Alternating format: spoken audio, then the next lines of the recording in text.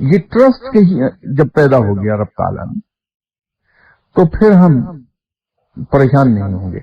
इसकी मैं एक मिसाल आपको दे सकता हूं अपनी रोजमर्रा जिंदगी से।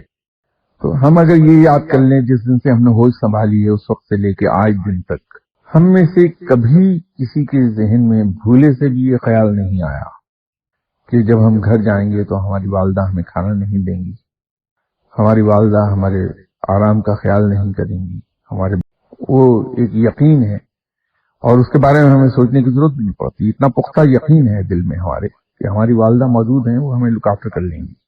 लेकिन अजीब बात है कि वह हस्ती जिसको हम अपनी वालदा से 70 गुना ज्यादा मेहरबान गर्दानते हैं, उसके बारे में हमेशा शक व शुबा रहता कि ये काम होगा कि नहीं होगा, करेगा ये नहीं करेगा, किसी